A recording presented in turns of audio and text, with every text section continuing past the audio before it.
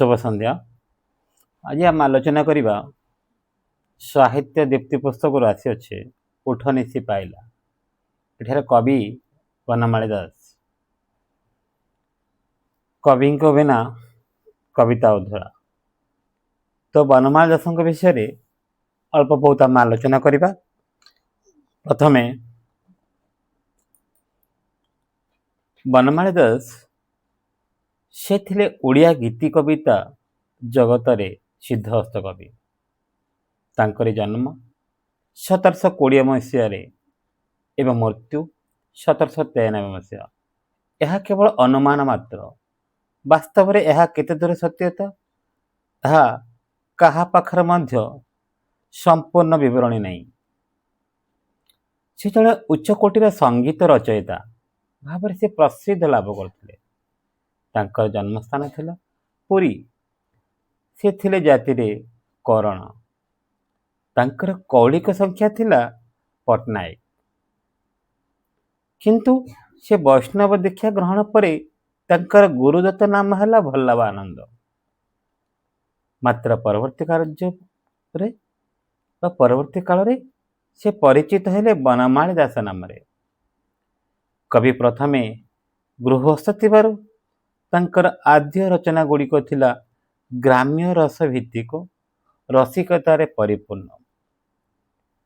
परवर्ती समय दारिद्र्यर कोषाघात जर्जरित होई से नीलाचलनाथ जगन्नाथ आश्रित जीवन रे अधिकांश समय कटिला श्रीक्षेत्र रे।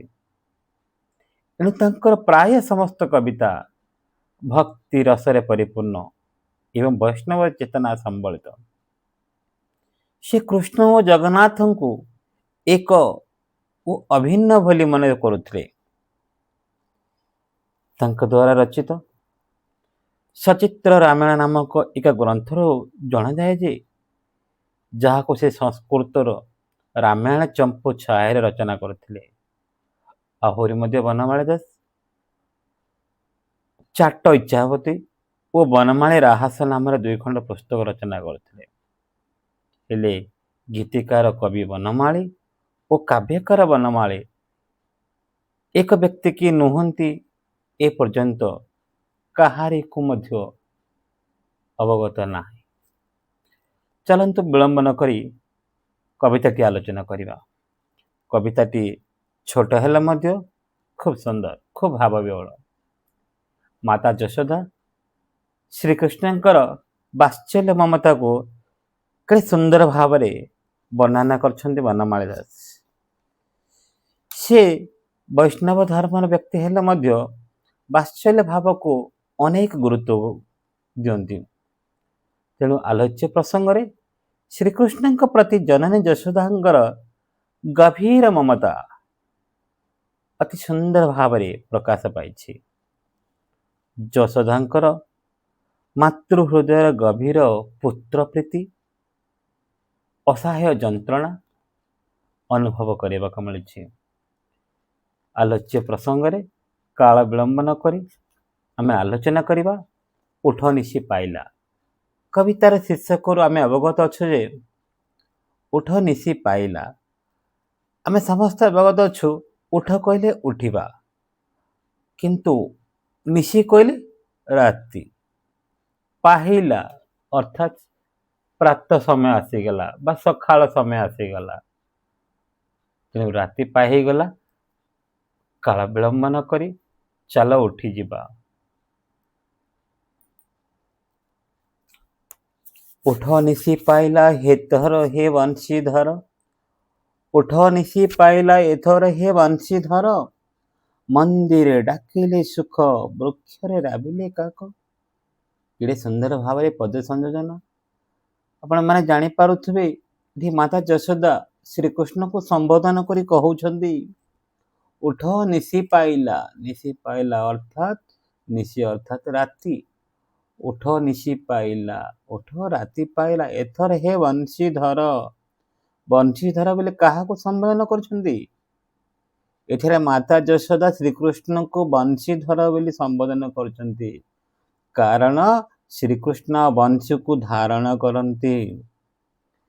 ପରବର୍ତ୍ତୀ ପର୍ଯ୍ୟାୟରେ ଆସିଲା ମନ୍ଦିରେ ଡାକିଲେ ସୁଖ ବୃକ୍ଷରେ ରାବିଲେ କାକ। ଏଠାରେ ମନ୍ଦିର କହିଲେ ନନ୍ଦରାଜାଙ୍କ ନହରରେ, ମନ୍ଦିର କହିଲେ ମନ୍ଦିରରେ। କିନ୍ତୁ ଆମେ ଜାଣିବା ନନ୍ଦରାଜାଙ୍କ ନହର କୌଣସି ମନ୍ଦିରରେ ମଧ୍ୟ କମ୍ ନଥିଲା। ତେଣୁ ସେ କହୁଛନ୍ତି ମନ୍ଦିର ଡାକିଲେ ସୁକ, ସୁକ କହିଲେ ସୁହା। ନନ୍ଦରାଜାଙ୍କ ନହରରୁ ଡାକ ଛାଡ଼ିଲା କିଏ? ସୁକ, ସୁକ ଅର୍ଥାତ୍ ସୁହା। ଏବଂ ବୃକ୍ଷରେ ରାବିଲେ କାକ, ବୃକ୍ଷରେ କିଏ ରାବ ଦେଲେ? କାକ ରାବ ଦେଲେ। କାକ ଅର୍ଥାତ୍ କାଉ ରାବ ଦେଲେ ବୃକ୍ଷରେ ରହି। କୁହୁ କୁହୁ ରଟେ ପିକ, କୁକୁଟ ଡାକିଲେ ପରକର ହେ, ଡାକେ ଯଶୋବନ୍ତୀ ଭାଳି ଉଠ ମୋର ବନମାଳି। କେଡ଼େ ସୁନ୍ଦର ଭାବରେ ସେ କହୁଛନ୍ତି କୁହୁ କୁହୁ ରଟେ ପିକ, କୁହୁ କୁହୁ ରାବ ଦେଲେ ପିକ, ପିକ ଅର୍ଥାତ୍ କହିଲି। ଏବଂ କୁକୁଟ ଡାକିଲେ ପରଖର ହେ, କୁକୁଟ କହିଲେ କୁକୁଡ଼ା, କୁକୁଡ଼ା ଡାକ ଛାଡ଼ିଲେ କେମିତି? ପରଖର, ପରଖର କହିଲେ ପ୍ରଖର ଭାବରେ, ଖୁବ୍ ଜୋରରେ, ଅତି ଶବ୍ଦ କରି। କିଏ ରାବ ଦେଲେ? କୁକୁଡ଼ା ରାବ ଦେଲେ। ଡାକେ ଯଶୋବନ୍ତୀ ଭାଳି, ହେ ଯଶୋବନ୍ତୀ ଭାଳି, ଯଶୋବନ୍ତୀ କହିଲେ ଯଶୋଦା, ଭାଳି ଅର୍ଥାତ୍ ଚିନ୍ତା କରି ବା ଭାବନା କରି। ଉଠ ମୋର ବନମାଳି, ଯେତେବେଳେ ସକାଳର ଆଗମନ ହେଲା, ମନ୍ଦିରରେ ଶୋକ ଡାକ ଛାଡ଼ିଲେ, ବୃକ୍ଷରେ କାକ ରାବ ଦେଲେ ଏବଂ କୁହୁ କୁହୁ କରି ପିକ ବା କୋଇଲି ରଚନା କଲେ ଏବଂ କୁକୁଟ ପ୍ରଖର ଭାବରେ ରାବ ଦେଲେ, କୁକୁଟ ଅର୍ଥାତ୍ କୁକୁଡ଼ା। ଏହିସବୁ ଦୃଶ୍ୟକୁ ଦେଖି ମନରେ ଚିନ୍ତା କରି ଉଠ ମୋର ବନମାଳି ବୋଲି ସମ୍ବୋଧନ କରି କହୁଛନ୍ତି କିଏ? ମାତା ଯଶୋଦା। ଆଶା କରୁଛି ସହଜରେ ବୁଝିପାରୁଥିବେ। ପ୍ରଥମ ପଂକ୍ତିଟି, ଶ୍ରୀମୁଖ ଦେବୀ ପଖାଳି ଝରିରେ ରଖିଛି ବାସନି ରହେ, ଅମୃତ ପାଣି କଦଳୀ ଲବଣେ ସଙ୍ଗତେ ଗୋଳି, ଅଧାମ ଗୋଟିକା ପୁଳି ଖଣ୍ଡେ ସଙ୍ଗେ ଭୁଞ୍ଜାଇବି ସରହେ, ଉଠ ରାମ ବାସୁଦେବ ଗୋଗୋଷ୍ଠେ ଉଛୁର ହବ। କେତେ ସୁନ୍ଦର ଭାବରେ ସେ କହୁଛନ୍ତି ଦେଖ। ଶ୍ରୀମୁଖ ଦେବୀ ପଖାଳି, ଶ୍ରୀମୁଖ କହିଲେ ଶ୍ରୀକୃଷ୍ଣଙ୍କର ମୁଖ ବା ସୁନ୍ଦର ମୁଖ, ତାଙ୍କର ମୁଖକୁ ପଖାଳି ଦେବା ପାଇଁ ସେ କହୁଛନ୍ତି। ପଖାଳି ଦେବୀ ଅର୍ଥାତ୍ ଧୋଇ ଦେବା ପାଇଁ ସେ କହୁଛନ୍ତି। କେଉଁ ଜଳରେ ସେ ଧୋଇବେ? ଝରିରେ ରଖିଛନ୍ତି ବାସନୀର, ବାସନୀର ଅର୍ଥାତ୍ ସୁଗନ୍ଧ ନୀର ବା ସୁବାସିତ ପାଣି। ଝରି ଅର୍ଥାତ୍ ପାତ୍ର, ଝରି ଅର୍ଥାତ୍ ଢାଳ। ସେ ଯେ ପାଣି ପାତ୍ର, ଯେ ସୁଗନ୍ଧ ପାଣି, ଯୋଉ ବାସନୀର, ନୀର ଅର୍ଥାତ୍ ଜଳ, ଯେ ସୁବାସିତ ପାଣି ରଖିଛନ୍ତି ବା ଜଳ ରଖିଛନ୍ତି, ସେ ଜଳରେ ଶ୍ରୀକୃଷ୍ଣଙ୍କ ମୁଖକୁ ପଖାଳି ଦେବେ ଅର୍ଥାତ୍ ଧୋଇ ଦେବେ। ଏବଂ ଆଉ କଣ ଦେଇଛନ୍ତି? ଅମୃତ ପାଣି କଦଳୀ, ଅମୃତ ପାଣି କଦଳୀ ଲବଣୀ ସଙ୍ଗତେ ଗୋଳି। ସେ ଖାଇବାକୁ କଣ କରୁଛନ୍ତି? ଅମୃତ ପାଣି କଦଳୀ ତା ସହିତ ଲବଣୀ ସଙ୍ଗତେ ଗୋଳି।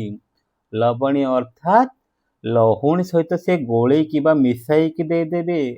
ଅମୃତ ପାଣି କଦଳୀ ସହ ପୁଣି ଲହୁଣୀ। କେବଳ ସେତିକି ନୁହଁ, ପୁଣି କଣ ଦେଇଛନ୍ତି ଦେଖନ୍ତୁ। ଅଧାମ ଗୋଟିକା ଫୁଳି ଖଣ୍ଡ ସଙ୍ଗେ ଭୁଞ୍ଜାଇବି ସରହେ। ସେ କଣ କହୁଛନ୍ତି? ଅଧାମ ମଦ ଦେବେ। ଅଧାମ ଅର୍ଥାତ୍ ରାବିଡ଼ି। ଗୋଟିକା, ଗୋଟିକା ଅର୍ଥାତ୍ ଲଡୁ। ଫୁଳି ଅର୍ଥାତ୍ ଗୋଟେ ମିଠା ସଦୃଶ୍ୟ। ଖଣ୍ଡ ଅର୍ଥାତ୍ ଯୋଉଟାକି ଆମେ, ଯୋଉଟାକି ମିଠା ଦ୍ରବ୍ୟ, ଯୋଉଟା ଚିନି ଆମେ କହିପାରିବା, ସେ ଚିନି ସଙ୍ଗେ ଭୁଞ୍ଜାଇବ, ତା ସହିତ ସର ସହିତ। କାହା ସହିତ? ସର ସହିତ ଖୁଆଇବା ପାଇଁ ସେ ଇଚ୍ଛା ପ୍ରକଟ କରୁଛନ୍ତି। ସର ମାନେ ପିଲାମାନେ ଜାଣିପାରୁଥିବ, ଯାହା ଦହିରୁ ବାହାରିଥାଏ ସର। ତ ତାଙ୍କୁ ଖାଇବା ପାଇଁ କଣ ସବୁ ବ୍ୟବସ୍ଥା କରୁଛନ୍ତି? ଅମୃତ ପାଣି ସହିତ କଦଳୀ, ତା ସହିତ ଲହୁଣୀ, ତା ସହିତ ରାବିଡ଼ି, ଲଡୁ, ମିଠା, ଚିନି, ତା ସହିତ ଦହିର ସର। ଏଇ ସବୁ ଗୁଡ଼ାକ ପ୍ରସ୍ତୁତ କରି ତାଙ୍କୁ ଖୁଆଇବା ପାଇଁ ମାତା ଯଶୋଦା ଆଗଭର ହୋଇ ରହିଛନ୍ତି। ତେଣୁ ତାଙ୍କୁ କହୁଛନ୍ତି ଉଠ ବିଳମ୍ବ ହବ।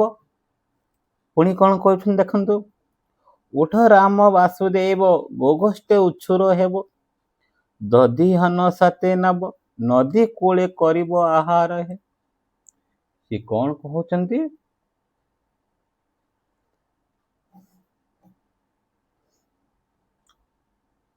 ଉଠ ରାମ ବାସୁଦେବ, ଉଠ ରାମ ବାସୁଦେବ। ରାମ କହିଲେ ବଳରାମ, ବାସୁଦେବ କହିଲେ ଶ୍ରୀକୃଷ୍ଣ। ସେ କହୁଛନ୍ତି ଉଠ ରାମ ଆଉ ବାସୁଦେବ, ଗୋଗୋଷ୍ଠେ ହେବ ଉଛୁର। ଗୋଗୋଷ୍ଠ ମାନେ କ'ଣ? ଗୋଗୋଷ୍ଠ ମାନେ ଗାଈ ଗୋଠକୁ, ଗୋଗୋଷ୍ଠ କହିଲେ ଗାଈ ଗୋଠ। ଉଛୁର ହବ, ଉଛୁର ମାନେ ପିଲାମାନେ ବିଳମ୍ବ ହବ, ଉଛୁର ମାନେ ବିଳମ୍ବ ହବ। ତେଣୁ ମାତା ଯଶୋଦା ବଳରାମ ଆଉ ଶ୍ରୀକୃଷ୍ଣକୁ ସମ୍ବୋଧନ କରି କହୁଛନ୍ତି ଉଠ ଆଉ ବିଳମ୍ବ କର ନାହିଁ, ଗାଈ ଗୋଷ୍ଠୀ ପୁରା ଉଛୁର ହବ, ଦଧି ଅନ୍ନ ସାଥେ ନବ, ନଦୀ କୂଳେ କରିବ ଆହାର ହେ। ସେ ଆହୁରି କ'ଣ କହୁଛନ୍ତି? ଦଧି ଅନ୍ନ ଅର୍ଥାତ୍ ଦହି ଭାତ ସାଥିରେ ନେଇଥିବ, ସାଥିରେ ନେଇଥିବ।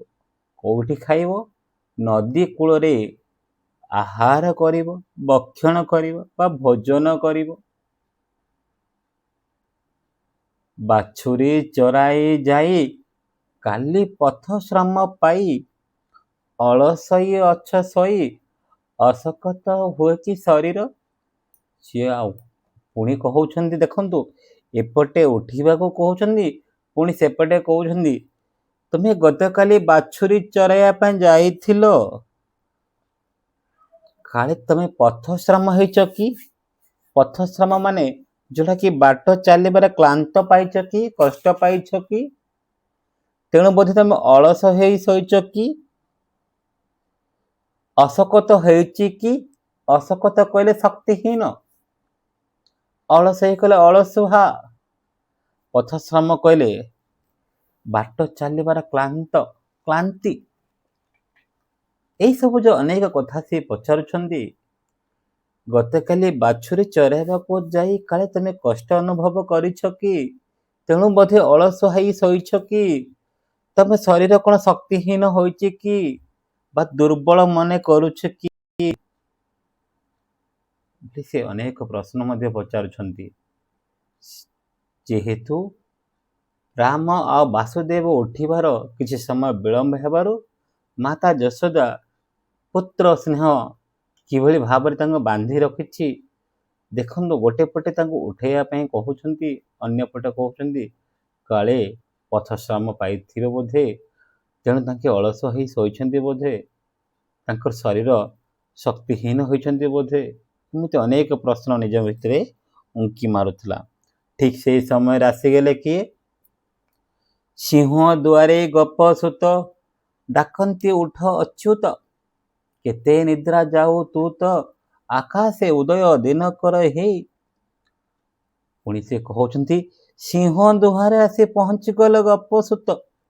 ଗପସୁତ ଅର୍ଥାତ୍ ଗପପୁରର ବାଳକ ମାନେ, ଯାହାକି ଶ୍ରୀକୃଷ୍ଣଙ୍କର ବନ୍ଧୁମାନେ, ଶ୍ରୀକୃଷ୍ଣଙ୍କର ଯୋଉ ସାଥୀ ମାନେ, ସେମାନେ ଆସିକି ପହଞ୍ଚିଗଲେ କୋଉଠି? ସିଂହ ଦୁଆରରେ। ଏବଂ ଡାକ ଛାଡ଼ିଲେ। କ'ଣ ବୋଲି ଡାକ ଛାଡ଼ିଲେ? ଉଠ ହେ ଅଚ୍ୟୁତ। ଅଚ୍ୟୁତ କହିଲେ ଶ୍ରୀକୃଷ୍ଣ, ଶ୍ରୀକୃଷ୍ଣଙ୍କର ଅନ୍ୟ ନାମ ହେଲା ଅଚ୍ୟୁତ। କେତେ ନିଦ୍ରା ଯାଉ ତୁ ତ, କେତେ ଶୋଉଛ, କେତେ ଶୋଇଯାଉଛ, ରାତି ସାରା ଶୋଇଲ ବୋଧେ, ପୁଣି ଏବେ ଆସିଗଲା ଆକାଶରେ ଉଦୟ, ଦିନକର ଆସିଗଲେ। ଦିନକର କହିଲେ ସୂର୍ଯ୍ୟ। ଆଉ କେତେ ସମୟ ତମେ ଶୋଇବ? ଆକାଶରେ ପୁରା ସୂର୍ଯ୍ୟ ଆସିଗଲେଣି, ବା ଦିନକର ଆସି ପହଞ୍ଚିଗଲେଣି, ବା ଦିନକରଙ୍କ ଉଦୟ ହେଇଗଲାଣି। ଦିନକର, ଦିବାକର, ଭାସ୍କର, ଏସବୁ ଗୁଡ଼ିକ ହଉଛି ସୂର୍ଯ୍ୟଙ୍କ ପ୍ରତିଶବ୍ଦ। ତେଣୁ ଚାଲ ଉଠ ପ୍ରଭୁ ଚକ୍ରଧର, ଯିବାକୁ ହେବ ଉଛୁର, ବନକୁ ଗମନ କର, ବନମାଳି ଚରଣ କିଙ୍କର ହେ। से कहउछन्ति उठ प्रभु चक्रधर बेले श्रीकृष्ण को संबोधन करी कहउछन्ति जीवाकू हेब उच्छुर वन को गमन कर वनमाली चरणे किंकर हे। एठारे गपसूत माने आसिकी तांको कहउछन्ति हे अच्युत आ केते निद्रा रे चाहुछु आकाशर परा दिनकर आसी उदय हे गलनी उठ हे प्रभु चक्रधर जीवाकू हेब परा उच्छुर गोगोष्ठ को जीवा पई बा गाई गोठ को जीवाकू उच्छुर हबो बा विलंब हेबो वन को गमन कर वन को यात्रा कर बा वन को यात्रा कर वनमाली चरण किंकर हे। एठरे शेष पंक्ति रे वनमाला दास कहउछन्ति वनमाली चरण किंकर हे चरण अर्थात श्रीकृष्ण को चरण रे किंकर किंकर अर्थात दास सेवक चाकर श्रीकृष्णଙ୍କର जड़े दास होगापी चाहूँगी श्रीकृष्णଙ୍କର गोटे सेवक होगापी चाहूँगी एति कोई कवि समाप्त करछन्ति कविताटी को। धन्यवाद। कविताटी शेष हो जाइछि। कविताटी छोट हेले मध्य खूब भावविह्वल अति सुंदर अति चमत्कार पद संयोजना एठारे कवि वनमाला दासଙ୍କ द्वारा। धन्यवाद।